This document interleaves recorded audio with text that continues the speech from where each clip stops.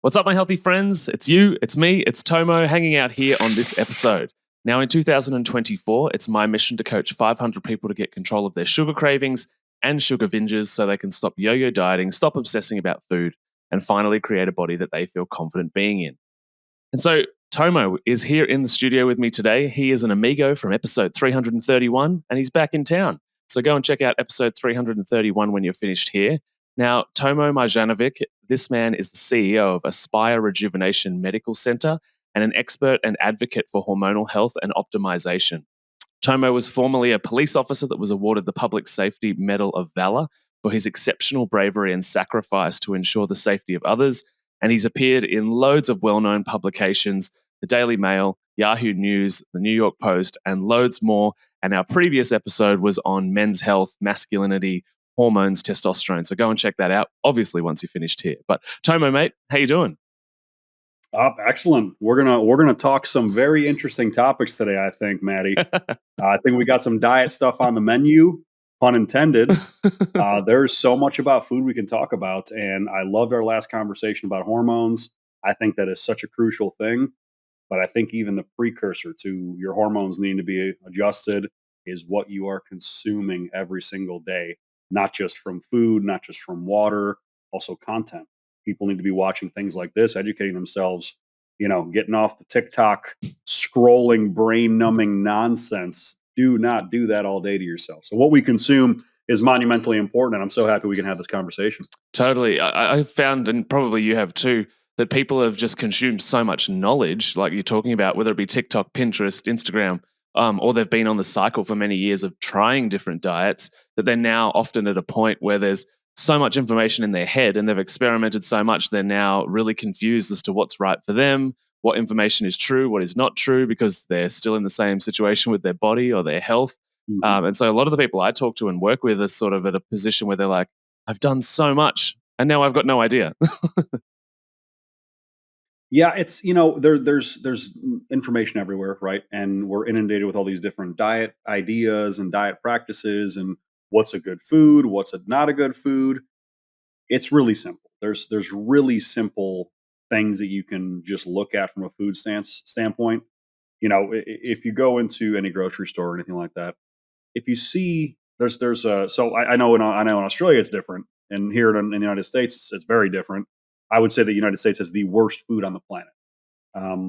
The absolute worst. UK is right behind us because they're very westernized. We're not far behind. EU, yeah, EU is catching up. Australia's catching up, but I mean, like, I'll tell you what, you go into some places that other people would consider second or third world, they have the best food because it's not processed. It's actually straight from a farm or an animal, and you go into, there's two grocery stores over here. I'm sure you've heard of Whole Foods, right? Yeah, we've got it here too. Perfect. So Whole Foods used to be a great grocery store. You heard what I said, used to be. Guess who bought them? What was it, 5 years ago? Yeah, I'm not sure who purchased Whole Foods. Amazon. Oh, of course they did. Of course they did. So Amazon purchases Whole Foods. Everything starts to go to shit. Sorry for my French. So everything starts to go, and it just starts to spiral down. And you can go and you can test this theory yourself. Go and look at their bread. They used to have some of the best bread out there. They had the best bakeries where you went and got sourdough bread. It was the dough. It was water, yeast, salt, maybe some different spices. That was it. It was real bread. You go and look at the bread now in Whole Foods, the ingredient list is this big. And for anybody that's listening and not watching, it's as big as my head. There are probably 40 different ingredients, and you can even pull this up and research this yourself. So when people talk about food, what we consume, what diet is right for them, obviously it's very individual. I know vegans that I will never be a vegan. Guess what? I tried vegan diet for 2 weeks. I made it 2 weeks before I started to get so sick that I could not handle it. I know guys that are vegans that thrive. I know guys that are carnivore that thrive. I know people that are pescatarian, vegetarian, every type of diet you can think of, and they thrive. But it doesn't mean it's right for you. So it's about experimentation. It's about, in my personal opinion, the best diet for every single person on the planet, unless you have to eliminate foods, is going to be simple, balanced diet. staying away from highly processed foods, staying away from seed oils. Yes, I know seed oils, big topic of conversation. Everybody's like, oh, if he's talking about seed oils, he's an idiot. Uh, these things are real problems. They're real problems. They actually cause real inflammation. There is a plethora of medical data behind how bad some of these things are. We were just talking about this before we press record today, you know, and, there's now studies coming out that are FDA backed, whatever, that are saying, oh no, seed oils are actually good for you. They're actually healthy for you. They're healthy for your heart. They're not. They're not. They're lying. The question now you need to ask yourself is, why are they lying? Yeah, I'm totally on board with that. I did an episode, what feels like years ago now, literally called "The Shocking History of Vegetable Oils" on episode 136, where I talk about, just where it started in the whaling industry and all of the money that came into the Heart Association from the vegetable oil companies, and it's a bit of a rabbit hole. But one of the things that the links or the conversation points that we were touched on before we hit record was this recent article that's come out, which has kind of shocked the intermittent fasting world. And it's the idea, and it's a study that's funded by or put out by the American Heart Association. And it's the idea that that 8-hour time restricted eating has been linked to a 91% higher risk of cardiovascular death. So doing 16-8 in the intermittent fasting supposedly has been linked to 91% increased risk of cardiovascular disease. And just to give more context for everybody listening, there was 20,000 people in this study. So that makes it sound like this was a very legit study. So I'm going to leave that there. Tomo, what do you make of that? So I will tell you right now that I personally do not trust the American Heart Association at all, because if you look at some of their historical studies, you look at some of their funded studies that they have signed off on, they factually are the complete opposite of what they're stating. So, people are like, oh, well, how can you go against the American Heart? They are the people for heart health. They're not. Half their shit is funded by, by Big Pharma. Half their stuff's funded by Big Food. And again, what did you just say before that? American Heart Association got a bunch of money from the vegetable oil and seed oil industries. It's a business, guys. It's a business. Food is a business. So is medicine.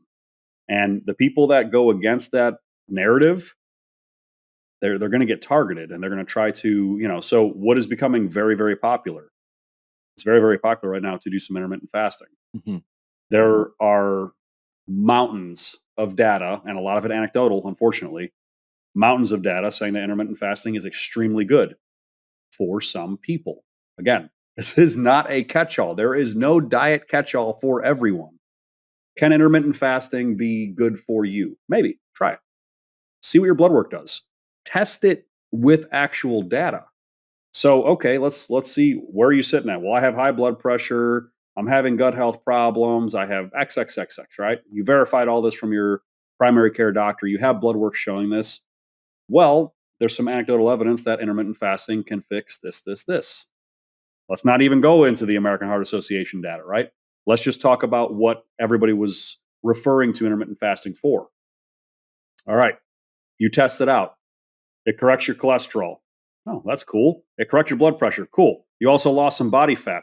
Very cool. And all these things start happening.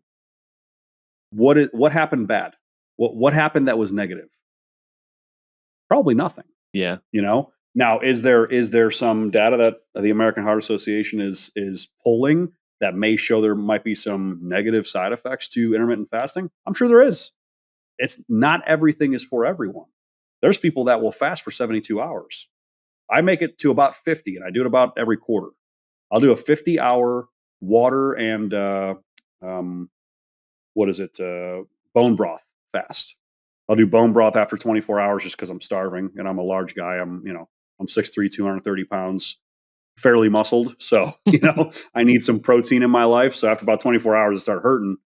So a little bit of protein is good after that. But there's some people that say, oh, doing a fast that long is just so bad for you. And there's other data that says it's so good for you. I'm in the middle. All relative. I'm in the middle of a 72-hour fast, coincidentally, right now. Right now? Yeah. You look great. You look great. You look bright-eyed, bushy-tailed. It's 7 a.m. where you are. So I mean, how far are you into it? 30 hours, about 30 hours. Yeah.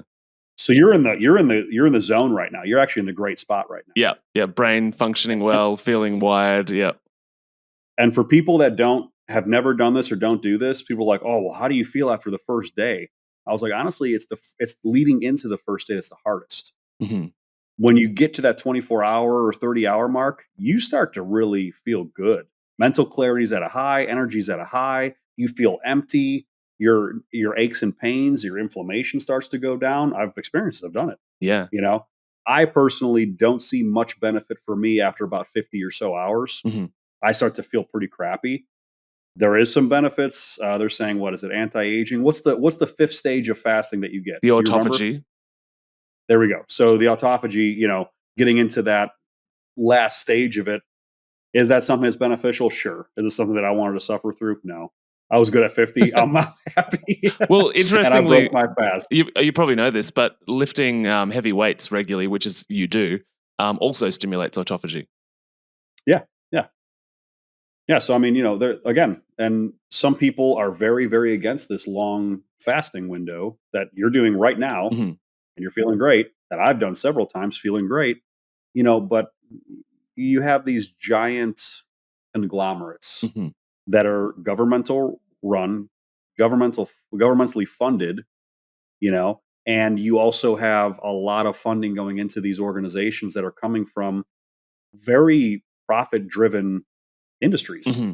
Big food and big pharma are only profit driven. Let me just make that clear to everybody. They do not give a shit about your health whatsoever.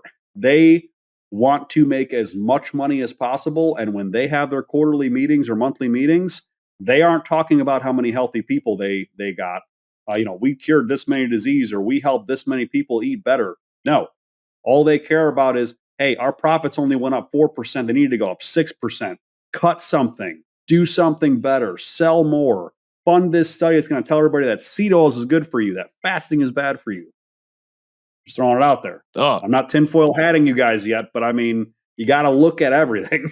trust me, anybody that's still with us on whatever number episode this will be at 300 and almost 400, they basically produce tinfoil hats with me. Oh, perfect. Yeah, I mean, I have one over here right on the shelf. If you need me to grab it at any time, I can. But the thing that shocked me with this particular study, this intermittent fasting study, and I actually had a few naturopath friends message me and say, "Oh my god, have you seen this announcement that's Mhm. come out?" And once I started looking into it, it was 2 days. So the study that was done, 20,000 people, everybody was a minimum of 20 years old. But Yep. the data that they collected was of 2 days, two 24-hour periods of a dietary recall questionnaire. 2 days. Like how, and then they connected that to people that are in the medical system in the US who predictably go on to, have cardiovascular disease and be obese. But it Mhm. was 2 days, like 2 days, Yeah. Yeah, that's not a proper study not whatsoever. even There's remotely. not even there, and that's the thing. That's the thing that people need to understand Mhm. when it comes to a lot of medical studies. A lot of these are not even properly manufactured studies. We know how hypothesis in a study scientifically should work. Anybody that understands it, if you look it up, just Google it. Just go on Google and how should a medical study be structured? Okay, here is how it should be structured. Now go look at these studies.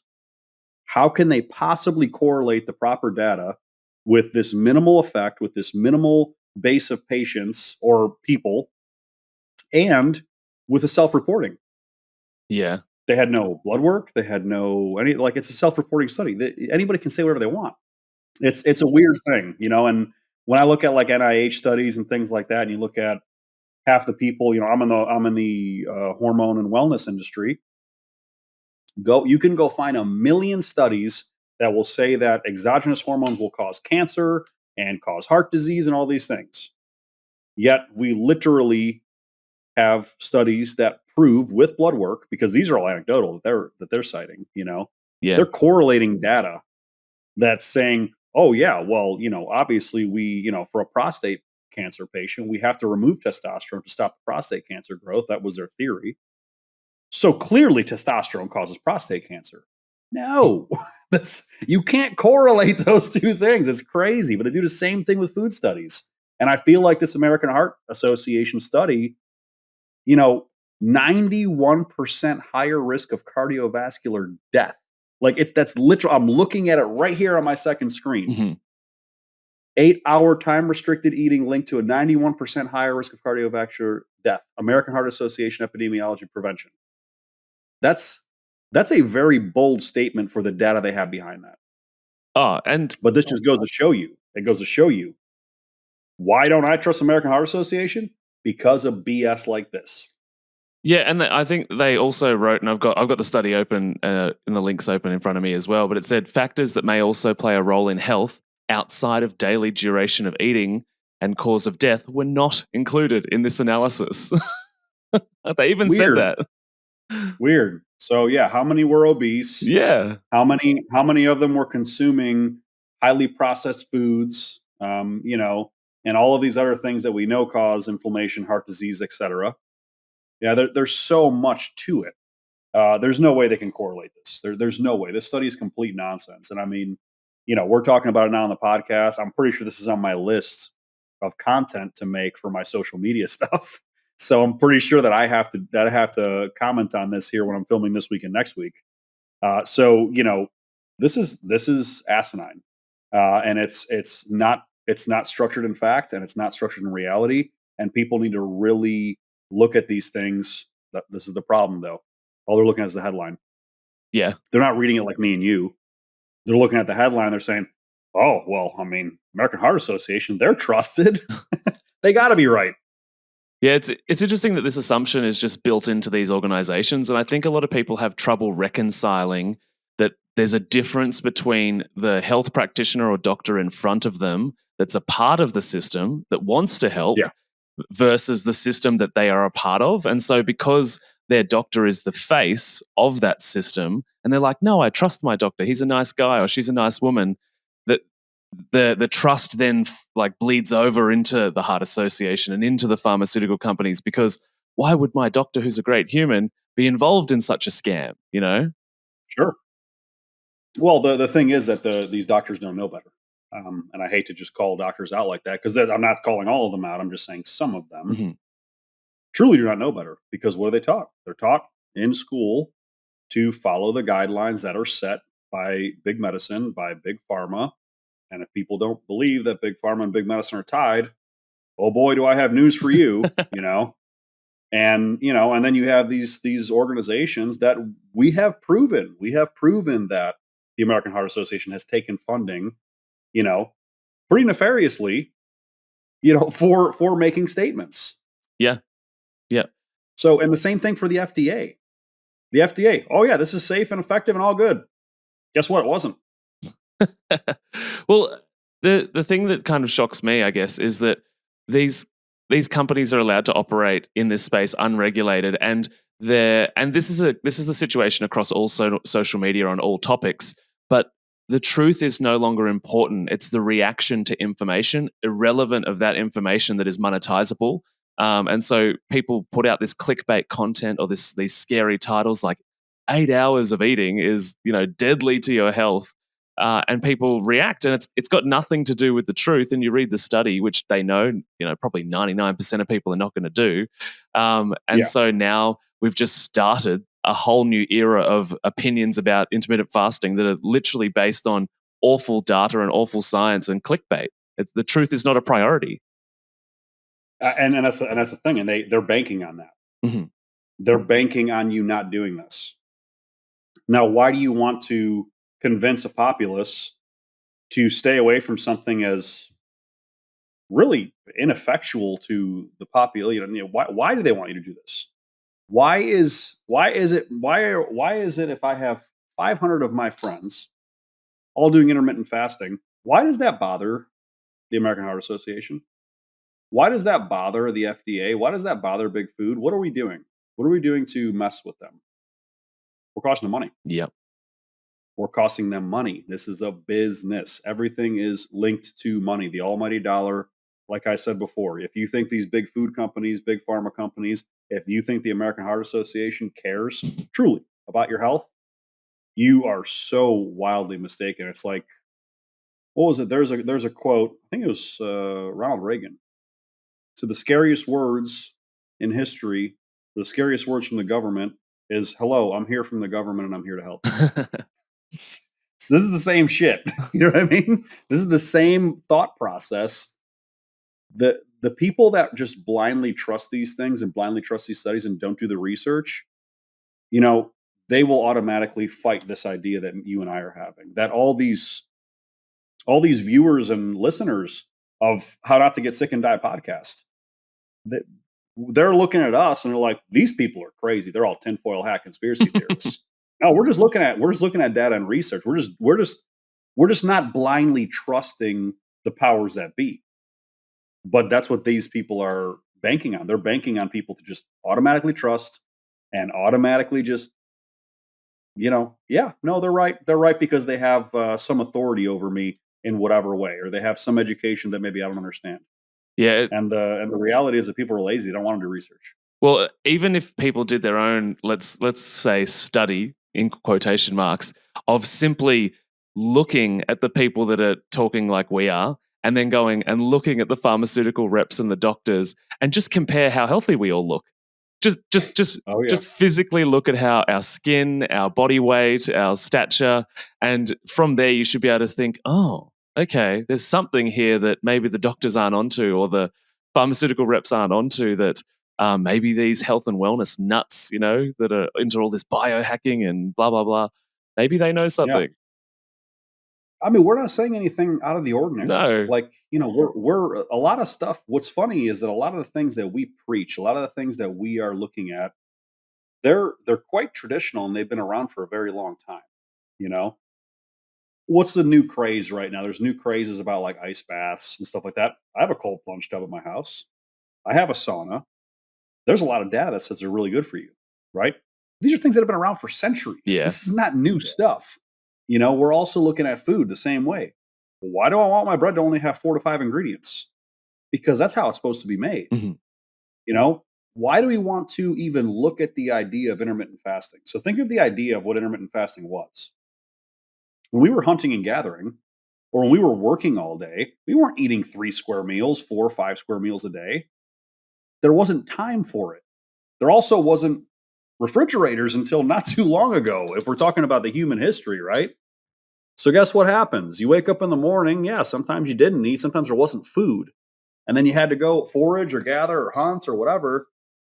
Our bodies are not meant to be eating more and more food all day long, more and more grains, processed, all this stuff. So intermittent fasting is probably more in tune with how our bodies are naturally supposed to work than people even realize. Yeah. Just look at the history, look at the study behind how did we even evolve to what we are now, you know? Yeah, when it was it harder and did people starve to death when we had to hunt and gather? Yeah, absolutely. Shit sucked. It was bad. It was hard. But we are still able to, get that data and say, huh, maybe there's something to that, and maybe there's something to the fact that people are eating more and more food. The obesity epidemic is absolute. That's the you want to talk about what a pandemic is? There's an obesity pandemic, not just in the US, but globally. It's happening everywhere. It's the worst, I think, in Canada and the United States. I think Canada and the United States is the absolute most repulsive populace when it comes to obesity. It's mind-boggling when you look at the percentages, and it's low. They're saying it's 45 to 55%. I'd venture to guess that it's probably closer to, having the overweight and obese. I would say it's closer to probably 65, maybe even close to 70% of the population is at least overweight. Yeah, which is majorly concerning. And there was something I saw recently. I'm not going to quote any numbers because I don't remember them clearly, but it was talking about how the American military, the US military, is the most overweight that it's ever been. And I think, when you start getting to a point where a country's defenses are being weakened because of the health status of those people in that, like Yeah. that's kind of terrifying, especially in the US, which is a big country that's big on conversations of defense and war and stuff like that. And, Oh yeah. it's like concerning that these people should be the fittest, healthiest people. And sure, there's plenty still among them. But the idea that, that the level of sort of disarray in regards to health has gone from the average person that's low socioeconomic, can't afford much, and it's gone all the way through society, even to the wealthy, privileged, and now the people in defense. That's like majorly concerning. Yeah, well, I mean, they dumbed down the qualifications. They've dumbed down the physicality of it. Hmm. I'm not getting it in. I'm not going to get into the male female dynamic, but it did play a major role Mm.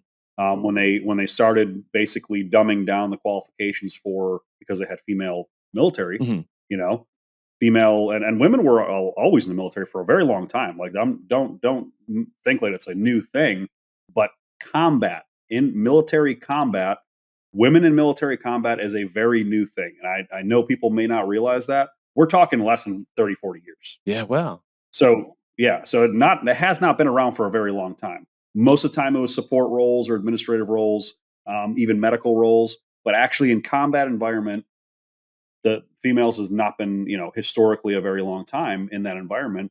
And let's be honest, men and women are very, very different. Hmm. And men are stronger, more resilient, and that's just how we're built. That's how. I'm sorry. That's how God made us. The universe made us. Genetics made us. I'm sorry if I just offended everybody about the gender dynamics between men and women. We're different, believe it or not. So they dumbed down a lot of these qualifications, for physicality purposes because the women just couldn't keep up. Hmm. They can't run the certain distances. They can't ruck with the 60-pound pack. They can't climb and do the same amount of push-ups. They can't fight in the same way. So, well, we got to lower the bar. We got to lower the bar. We got to lower the bar. Now, what do you got? Yeah. You have a bar so low that you have a military that's getting obese. They're lazy. Hmm. They're sedentary. They're constantly being babied. I would be scared shitless if we got into an actual physical war Yeah. for the United States. Like, go look at. There's a hilarious comparison actually, and I saw this on social media maybe a few months back. There's a hilarious comparison between the U.S. military advertisement and I think it was a Russian military advertisement, and it was you couldn't have been more on opposite sides of the spectrum. It was hilarious, but to your point, why are our fighting young men and women? Why are they not the most in shape? Why do you see police officers that are overweight and obese? It's almost a That's stereotype, right? ridiculous. Like the police officer It with the is. It is a donut. stereotype. Yeah. It's a stereotype, and I used to think it was hilarious because I was bodybuilding throughout my law enforcement career. I was a police officer for 12 years, so I was always in very, very good shape. And I'd walk around, like I had 21-inch arms, you know what I mean? I'm like, I'm so lean that you can see striations in my cheeks. You know what I mean? That's how lean I would get for competition. And I'm still working. And when you get to that point, you have to refeed. You have to eat a lot of calories sometimes. So my coach would be like, hey, I did my check-in stuff, and he'd be like, hey, go eat a couple donuts when you go in tonight. So I go to the store, and people think I'm walking around eating donuts. They're like, ha ha, cop eating donuts. I'm like, yep, I have an 8-pack right now, just so you know. Yeah, don't cross me. I will crush you. They could clearly see me. I'm not the typical Yeah. fat donut eating cop. But why are our fighting men and women in law enforcement and first responders why is that a thing? Mm. That should not even be. I'll take it a step further. Honestly, if you are overweight or obese, I immediately think you are lazy. I immediately do not want to trust you with business and certain things in my life. And I hate to be that blunt about it, but we all think the exact same thing. Mhm. Because let's say I was overweight. Let's say I was 300 pounds. If I have two people walk in right here and they are going for a job, 6-figure job, let's say, and they have the exact same education, exact same qualifications, exact same references, they're twins basically in every single way, but one's in shape and one's overweight. Which one do I trust more?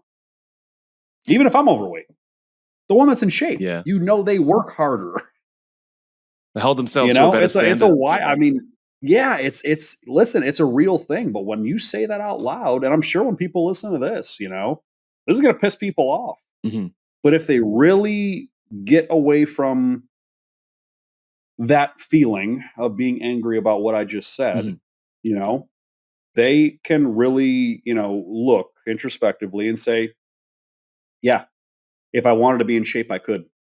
If I wanted to eat healthier, I could. If I wanted to go to the gym more, I could. And then one of two things is going to happen. They're either going to say, but I'm not, blow it off, go back to doing whatever they were doing. or it's going to trigger something in their brain. They're going to say, why aren't I doing that? Let's go that path. Let's go do that. Let's go against what the rest of the world is doing, which is becoming fat and lazy. See, I'm more inclined to lean in the direction of blaming organizations like the Heart Association and the FDA because Sure. these organizations are designed for our inherent trust as a populace, because not all of us can be an expert in every single area of society, right? And so we're 100%. meant to. And so I think the podcasts like this are people saying, hey, they're listening because they're like, things are not good in my body or in my health or in my life, whether it's finances or business or whatever it is. And I've trusted Sure. these organizations for so long, and clearly it's not working, you know? Yeah. I would say if it was 1995, okay, I'm born in 85, so I'm a little bit older, but 1995, there's no internet like we have today. Nobody's podcasting. You're mostly reading the newspaper, and the people that do have internet, there's nothing on there, by the way. For anybody that was born after 1995, the internet didn't have anything on there during that time. No information. It was not the information superhighway it is now. I understand. I understand that at that time, it was very difficult to find your own information. Today in 2024, it is you have no excuse, you know? And I understand you're giving a benefit of the doubt, saying like, hey, yeah, we should have trust. But I think we all kind of just recently went through kind of a health situation globally, some sort of pandemic where things got a little bit weird. I don't know what that was about, but I largely ignored it. So we're going to be completely transparent. I followed zero regulations. I did zero. I did none of it. I didn't even close my business. I refused. You and I both. Yeah. So, and a lot of us did. But if that didn't wake you up mentally and say, okay, I am the only person that is responsible for my health and wellness and well-being. If you went through that pandemic and those restrictions and those health guidelines, which have all basically come about and been proven to not have worked or to been even detrimental to a lot of people, if you went through that and you're not awake right now, understanding that it is all up to you and nobody cares about you, like, I hate to be that blunt about it, they don't care about you. They do not give a solitary blank beep. We're going to just beep it out about you, about your health, because that was a proven scenario. It was a proven scenario that it was all about money. We knew it was a money grab.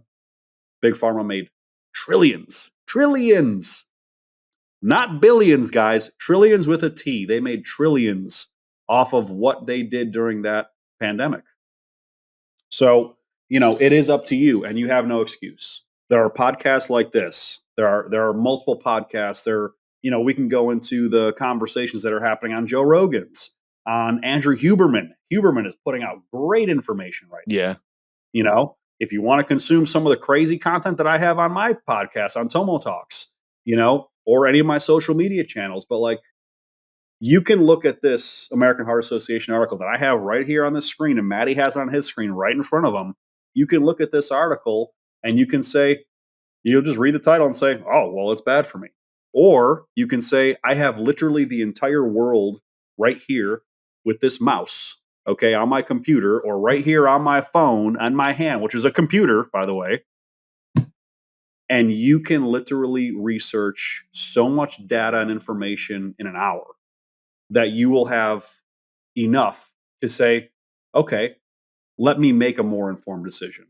This is not the people to trust. These big organizations, these big conglomerates, they're not necessarily trustworthy. The faster you get that through your head, the better off you're going to be in this life. Yeah, I'm totally on board with everything you said. And it took me to work in a cancer hospital before I really realized that. And that's kind of my backstory, is that, working there Yeah. and never hearing a discussion on cure or permanent recovery. And just I asked the silly question when I was much younger to my professor, which is, what if they both eat McDonald's each day? Because we're comparing a couple of patients. And he laughed and sort of said, if it was that easy, then we would have figured this out years ago. And then since then, I've gone on to connect with and had on the podcast many cancer doctors and scientists and researchers that left the cancer industry just like myself. And there's heaps of stories of recovery and fixing things and getting a lot more years out of life than was anticipated. And Oh yeah, yeah. I mean, wasn't there a guy who cured his own cancer through it was either chelation therapy or massive vitamin C IVs. yeah, there's heaps of the vitamin C IV stuff. Yeah, and like it was a wild amount of vitamin C. Like it was like thousands % more than should ever be done. But he literally killed his cancer. Yeah, And it's like, well, did the vitamin C do anything maybe negative? I'm sure it gave him some stomach issues. I'm sure, because vitamin C will do that at massive amounts. I'm sure he had some side effects from taking 50,000% vitamin C dose, per day or every week. I'm sure something happened like that. But what was the other side of that equation? Oh, I die of cancer. Yeah, we're going to take the risk. totally. Why aren't cancer hospitals and why aren't these doctors doing that? Because they're not making money. You know how much cancer medications pay? You know how much cancer medications cost through health insurance? Oh man. I'm telling you. Like really, Matty, like if we got this podcast, if we got your podcast, How Not to Get Sick and Die, if we got this podcast into, I would say 20% of the world audience watching podcasts, and they just took it and actually understood it and didn't fight the concept that we were just talking about, where it's all about money and it's not about your health and they don't care about you. Do you have any idea how disruptive that would be? Oh, it'd be incredible. Yeah. It'd be insanity. And I hope it does get there. I hope something like that does happen with this podcast, with others. I hope this conversation happens because, again, if that pandemic that happened, if that didn't wake you up, or if you didn't have an experience like Matty or you didn't have an experience like me, if you're not awake yet, man, just for a second, think logically of what they're doing. I'm curious in sort of this conversation about sort of intermittent fasting, but further to that, diets and trends, and Sure. and coupled with the whole money conversation and that financial incentive. What do you think kicks off diet trends? Like when the latest fad is a thing, it was like vegan for a while, and now it's carnivore, and then it was intermittent fasting, and each diet is the holy grail for about 3 or 4 years, and then it Yeah. switches to something else. It's a lot of it has to do with, especially recently, I would say in the last 5 to 10 years, a lot of it had to do with social media, YouTube, things like that. Hmm. It's the same thing with like styles, Why is everybody in the gym wearing Crocs? I'm actually asking because I saw that recently. Every single kid, like 16 to 25, why are you all wearing Crocs in the gym? First of all, you look stupid. Second of all, there's zero function there. Third of all, dangerous. like trends, right? So we're going to talk about like social trends in diets. They start with social trends. Think about when the vegan craze started coming up.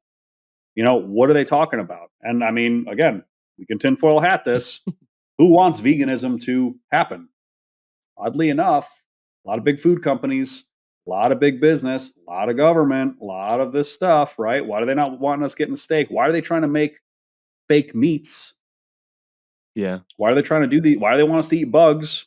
It's a real thing, by the way. Interestingly, the American Heart Association is one of those organizations that's pushing a more plant-based diet. Yeah. And I'll tell you right now that most plant-based items in the grocery stores are so wildly toxic. Yeah. That I can't even begin to tell you. Now, if you want to eat vegan, raw vegan, that's fine. You're not going to have all the toxic seed oils and all this other stuff. Vegetarian, I'm with. I have several Indian friends that are vegetarian. Great diet because you can eat eggs still. You can have protein. Eggs are some of the best protein sources on the planet. Yeah. So great. Pescatarian, same thing. Eat all the fish you want. All good. If you don't want to eat meat, you don't want to eat beef, chicken, turkey, lamb, that's fine. I get it. Mm-hmm. I have a big problem with the plant-based movement. We are not cows. We do not have 3-chamber stomachs. We do not process foods the same way. And man, if you want me to really push against it, half of the foods that they want you to eat from the vegan that they say are so healthy are technically poisonous for humans. Yeah. Like the amount of nightshade family leafy greens that we eat, kale, spinach, there's actual problems that are happening in your gut. Yeah, or the Like your body's anti-nutrients. having your body's having a problem processing and digesting that. Like we're much closer to a not at what is it called now? Not Atkins, but Keto? keto. Yes, we're much closer probably to a keto diet naturally. Mhm. I would say most humans than people realize. What do we still process some grains and things like that? Sure, but mostly ancient grains, Mm. not highly processed brominated wheat, which is what everybody's eating. Yeah. Why is there a gluten problem in the West specifically? Is celiac and gluten a big thing in Yeah. Yeah, Australia? it's a massive Oh, so you thing. guys have the same problem. Yep. Have you been to Europe recently? Yeah, last year I was there. But yeah, a lot of people have a much better experience with the wheat and the pasta and bread in France and Italy and that type of thing. Yeah. Interestingly, though, I had Tom O'Brien on an episode recently. He's a doctor that speaks. He's a lecturer and a faculty head at the Functional Medicine Institute, and he was saying Okay. that which and I brought this point of conversation up with him, but he recently said that basically the difference is that people in Europe are still having the same experience, but not to the same intensity. So it's not as obvious. So he reckons the immune system is still being triggered, just not to the same degree. He's probably correct. I would say that they're not doing something completely different, but it is also how they process their food and how they cook their For food. sure. So I mean, we my family, my mother, my significant other, we make our own bread. Mhm. So we're getting very high quality, non-brominated flour. We're using very clean water, salt, and yeast. That's it. Mhm. Those 4 ingredient bread is where it should be, right?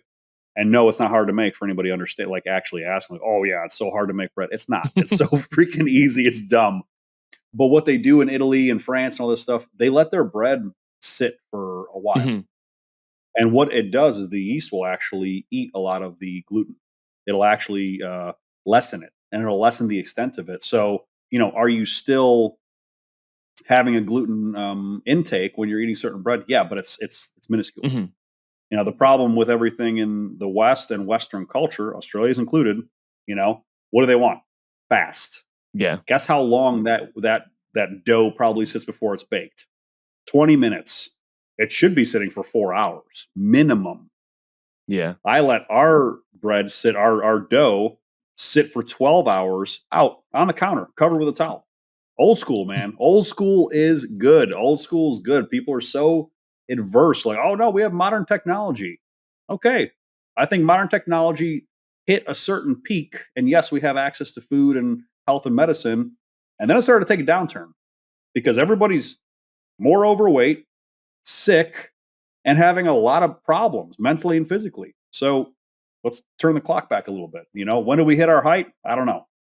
But yeah, the dietary crazes, all these things, it is very, very individual. And I want everybody to understand how individual it is. Do not look at one study. Do not look at one diet fad. Try it. I've tried it. I've tried carnivore. I eat a lot of meat. I eat a lot of steak. I tried carnivore. I love meat. By carnivore, I maybe made it 10 days.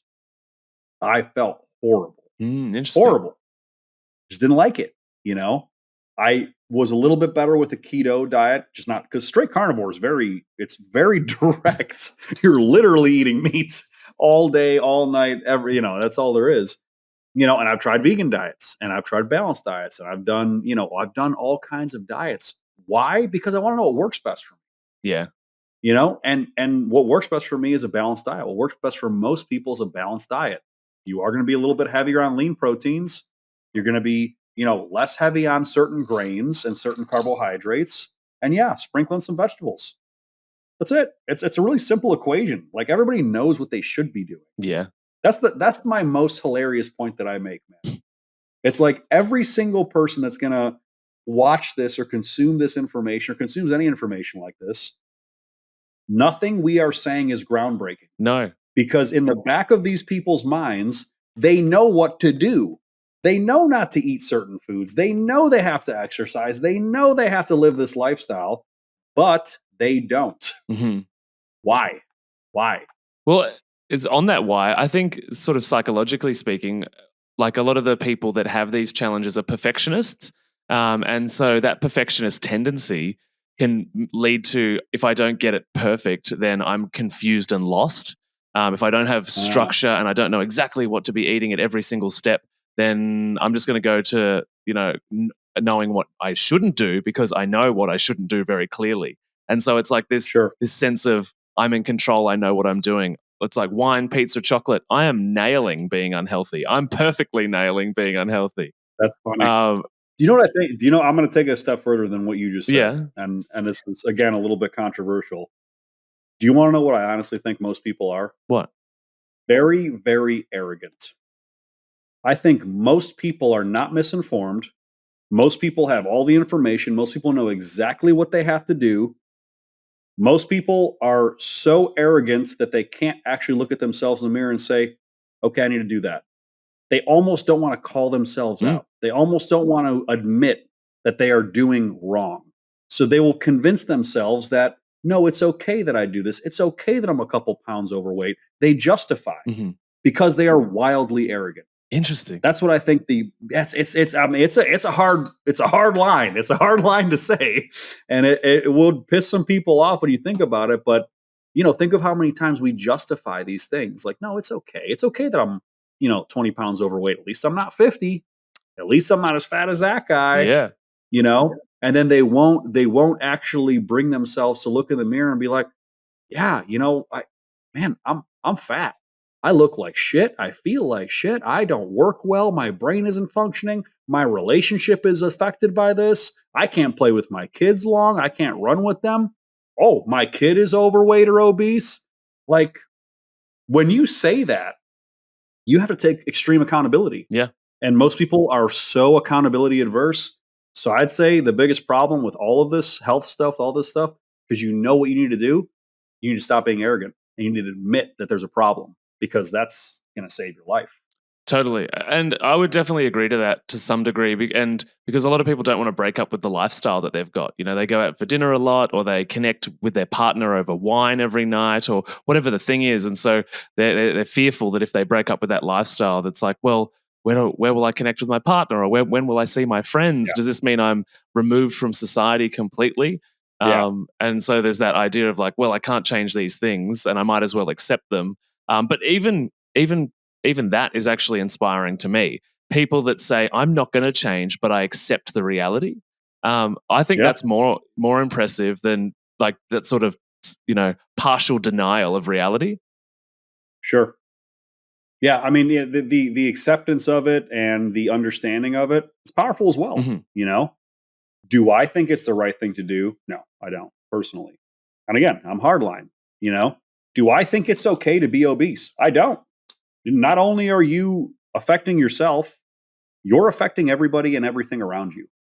The health system and the insurance system and the health industries is a problem because you are obese. And the more and more people become obese, the more there's disease, the more insurance rates go up, the more hospitals are overwhelmed, the more medications go up. There is a trickle effect that nobody actually puts together. Yeah. And the way that my brain works, 5 to 15 moves ahead, that's what I'm looking at. So, when someone's like, well, I'm okay with this lifestyle, I accept this. I'll say, well, I don't. Hmm. I don't accept it. I challenge you to be better. I don't accept that you're going to get a free seat on the airplane and kick somebody off the plane because you're too fat to fit in one seat. I'm not with it, Maddie. And people do not like that about me, and I get it. But I really hope this pushes people to look at their dietary idea and challenge everything that they see in the news from these big organizations and corporations and try things, experiment. Don't just jump on fad after fad, but understand that health is individual. There is no possible way that me and you, Maddie, would ever be able to have the same dietary and same physical and same. It wouldn't happen. Hmm. Even if we are damn near identical, it wouldn't happen. There's still a little bit of variation. Yeah, totally. And I think that commitment long term is the big thing because like you just said, bouncing between fads, it's just not going to be a consistent commitment to something that your body's going to adjust to, get used to. I agree. I think people need to commit. And interesting to what you said before too, is that I have multiple layers of thought. I think my default is to be more empathetic and compassionate. But if I get into full, what is my opinion about life? I'm also a part of this society that has to pay tax and has to pay for health, and on the very few occasions that I need it, it's super expensive because everybody else is not holding themselves accountable. And that will affect my children, and and even the decision to have children. Like that's literally a factor in my decision. It's like, a lot of the health and wellness nuts that are down these rabbit holes are like, is it worth bringing children into a world that's so fat, sick, and dying? Yeah. I mean, if you ever ask me that question, yes. Because if you're asking that question and you're on the one side of the field where you're understanding what's happening, yes, you need to bring children into this world because we need children like you. Stop it. That's my answer. We need children like you. Yeah, no, and that's my conclusion as well. Because all the fat, sick, and dying people are having a lot of children. Yeah, true. Totally. We need more people. We need more people like us talking about these things, understanding, and we need children growing up in an environment that is taught like us. Because your and my children are not going to be like that. Well, hopefully we're not going to allow it. We're gonna teach them. Well, no, we're going to teach them. But what if we traumatize our kids, because all parents do, and then they rebel against me, and then they go and just eat McDonald's every day? I mean, there's a risk that could happen, but I think the risk to reward there is that the likelihood is that children emulate their parents if they're good parents. Yeah, totally. So where can everybody find you on the internet? Where are we sending people to hang out with Tomo? Yeah, so you can follow me on any social media platform. It's at Tomo_Marjanovic. So TOMO_MARJANOVIC. My website is tomomarjanovic.com. You can find information about my medical clinics, aspirerejuvenation.com. I own a supplement line that we just launched called Cement Factory Nutrition. Highest end supplements that you can possibly get. And trust me, they cost us a fortune. Find cementfactory.com on there. And just follow my podcast, Tomo Talks, on YouTube. And I think we're on Rumble now too, because I think we might have gotten a little controversial on some items. So we're going to push some things to Rumble as well. But yeah, anybody wants to have conversations, I'm very open. New thing, Matty, I need to get you on this as well. Yeah. There's an app called Minect. It's by my friend Patrick Bet-David. And Minect is a platform that basically you can talk to experts from all over the place. Right. So I'm on this app called Minect, and you download the app, MINNECT, and I'm on Minect, and you can search my name on there, Tomo Marjanovic, and you can have conversations with me. It can be text message conversations, videos. It can be a live chat situation, and you're basically paying by the minute or 15 minutes or an hour. It's amazing. Great. And I've talked to some crazy people on there. I'm going to send you the link. Yeah, that would be great. Yeah, and I'll put all of those links in the show notes below, and including that app. That sounds awesome. Yeah, really cool. Yeah, nice. And for us to round out this conversation, what is one piece of health information that you wish more people knew about? Oof. Yeah, there's a lot. I think the last time we met up, we were talking about lab work and getting your lab test done and making sure that you understand your health markers. I guess I'm going to probably reiterate a point that I already said a couple times. You have every bit of information in front of you. You have access to literally such a large amount of information that you can learn or do anything. Anything. So whatever you are contemplating, questioning, wanting to verify, please verify everything. Please spend 5 minutes doing it, because these things matter for your life. If the American Heart Association tells you that intermittent fasting is bad, and you read that article and you're like, well, I can't intermittent fast, but all my friends are doing it. Why are they doing it? Maybe they researched something. Maybe they went on, Google or DuckDuckGo or Yahoo or whatever, and they found information that is to the antithesis of this. Maybe they understand, like Matty and I, that the American Heart Association is funded by corporations. My biggest piece of advice, health advice, do your research. Experiment with your health. Yeah, good advice. Thanks, man. I appreciate you being here, and hope to have you back soon. Appreciate it, Matty. Thank you. See ya. Bye.